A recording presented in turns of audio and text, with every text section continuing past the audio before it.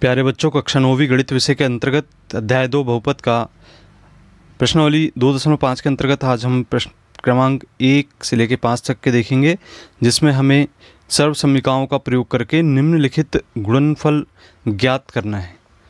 सबसे पहला सवाल है इसके अंतर्गत x धन 4 और x धन 10 का गुणनफल हमें ज्ञात करना है। इसके लिए हमने सर्वसमीकाएँ पूर्व के प्रश्नों में देखे थे, उन सर्वसमीकाओं का हम यहाँ पर प्रयोग करेंगे।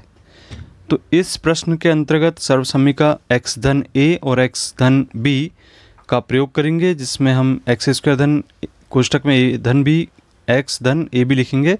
यहाँ पे हम तुलना करें तो x का मान 4 प्राप्त हो रहा है, a का मान 4 है और b का मान 10 लेकर हमें चलना है। तब हम इसको इस प्रकार से लिखेंगे x धन 4 और दूसरे कोष्ठक में x धन 10। अब इसके बाद हम यहाँ पर जहाँ a और b लिखा उसके स्थान पर 4 तथा 10 रखेंगे, तो 4 धन 10 x धन 4 गुणित 10 लिखेंगे। इस प्रकार से इसको हम यदि सरल करें तो इससे हमें गुणनफल प्राप्त होगा एक्स स्क्वायर धन 14x धन 40।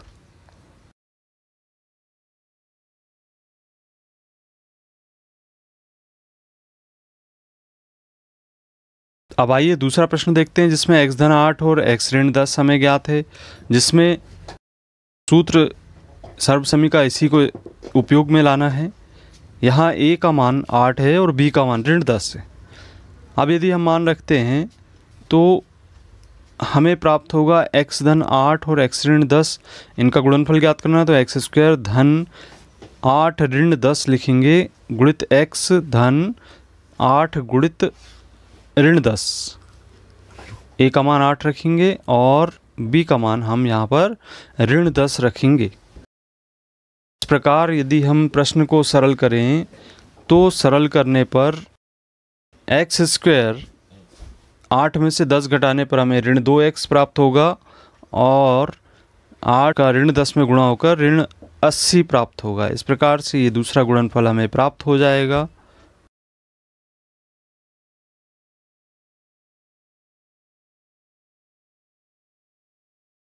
आइए अब प्रश्नावली का तीसरा प्रश्न देखते हैं, जिसके अंतर्गत 3x धन 4 और 3x ऋण 5 है।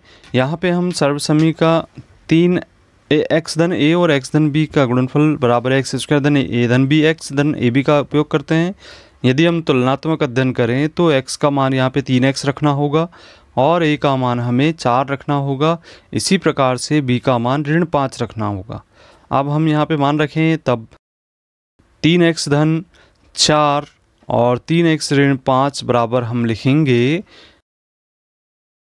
3x की घात 2, x के स्थान पे 3x लिखने पर 3x की घात 2 होगा, धन a का मान यहाँ पर 4 है और b का मान ऋण 5, तो 4 ऋण 5x लिखेंगे,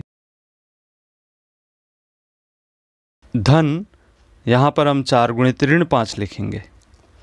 अब हम इसके बाद इसे सरल करेंगे, तब 3x की घात 2 का अर्थ है 3x का आपस में 2 बार गुणा करना है। 3 तिया 9x की घात 2 होगा और 4 में से 5 घटाएंगे तो ऋण 1x हमें प्राप्त हो जाएगा।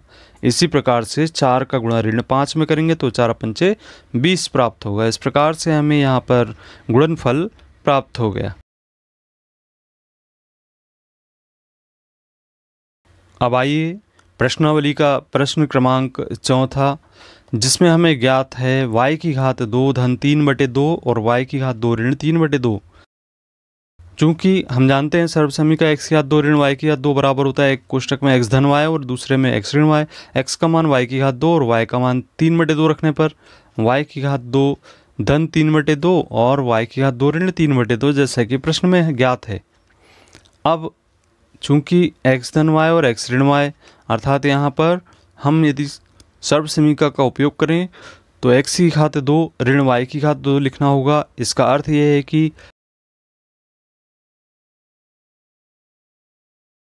y की घात 2 उसकी घात 2 लिखेंगे, ऋण 3/2 की घात 2 लिखेंगे और इसे हम सरल कर देंगे तो y की घात 4 आएगा, ऋण 3/2 2 की घात 2 अर्थात 3 तिया 9 और 2 दूनी 4 होगा। इस प्रकार से इस प्रश्न का हल निकल आएगा।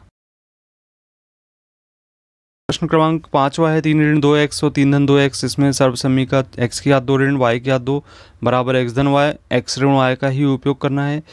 तुलना करने पर x का मान यहाँ पर 3 और y का मान हमें 2x प्राप्त होता है।